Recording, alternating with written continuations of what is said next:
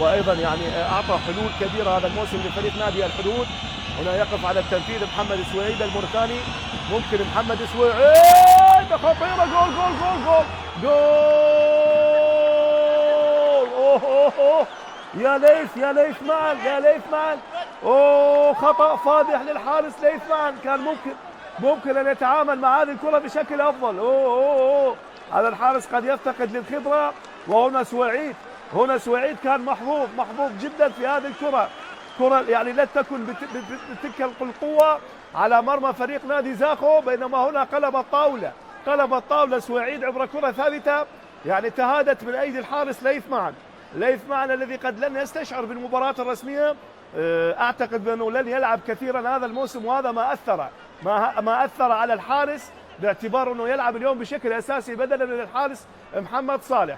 نعم عملية التحسس في المباريات قد يكون لها دور كبير، وقد يعني وافقني الرأي هنا في الاستوديو التحليلي الحارس الدولي السابق ابراهيم سالم بانه ليث معا لم يلمس الكرات بشكل كثير خلال يعني 42 دقيقة الماضية.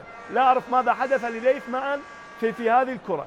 يعني هل كان ممكن أن يأخذ خطوة، ممكن أن يلتقط الكرة بشكل أفضل، لكن هذا استقبال غير سليم وكأنه لحارس مبتدئ.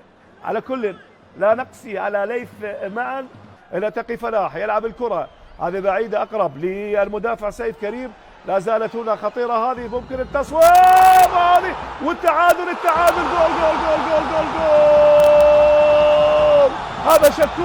هذا شكور قناص.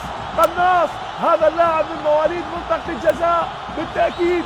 نعم أوضحنا بأن شكور لو حصل على الكرة في منطقة الجزاء لا يرحم، يقتنص هدف التعادل، لكن الكرة كانت من المنصوري لعب الكرة ارتدت من العارضة، وبالتالي تهادت امام فرحان شكور لم يكذب الخبر. وهدف التعادل لمصلحة فريق نادي زاخو، هدف مستحق لأن زاخو يعني ظهر بشكل أفضل.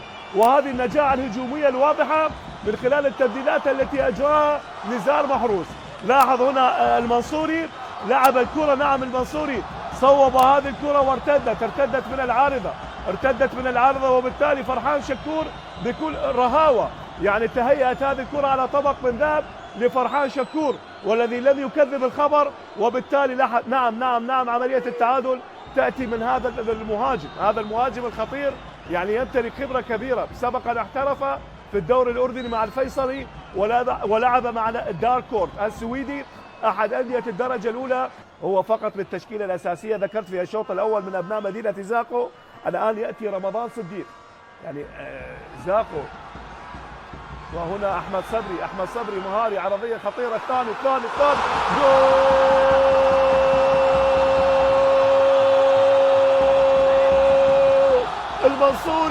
المنصوري هذا اللاعب المغربي. الله، نزار محروس المدرب السوري يقلب المعادلة خلال الشوط الثاني بتبديلات سحرية، تبديلات ناجعة.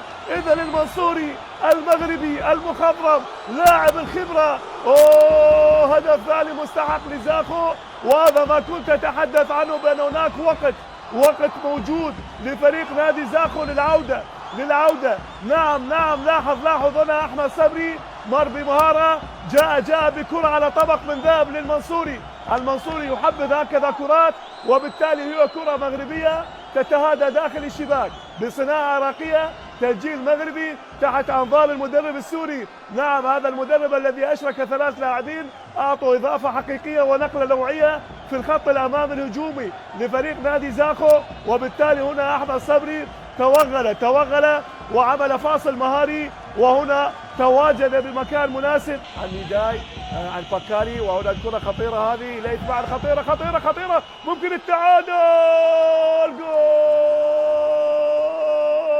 هذا ما كنت أتحدث عنه تحديدا، بأن الحدود ممكن أن يعود. ونعم عاد فريق نادي الحدود عن طريق محمد سويعيد الذي يمتلك المفتاح السحري لفريق نادي الحدود. هذا الموريتاني نعم يقلب المعادلة مرتين يعود للحدود لأجواء المواجهة ويعود إلى الموازين. إذا الحدود يدرك التعادل في الدقيقة 91. لاحظ هنا الركنية، نعم يجيد الحدود تنفيذ الكرات الثابتة. أوه يا ليث معا، أيضا قد يحاسب على هذا الهدف. نعم كان إبعاد ليس بشكل سليم، كان ممكن أن يبعد الكرة على الطرف وليس للأمام، وهنا الكرة تهادت وسقطت أمام محمد سويعيد الموريتاني. نعم لا يرحم أمام المرمى. لاحظ هنا سويعيد أدرك عملية التعادل في الدقيقة 91. كان فريق نادي زاخو أقرب لكسب النقاط الثلاث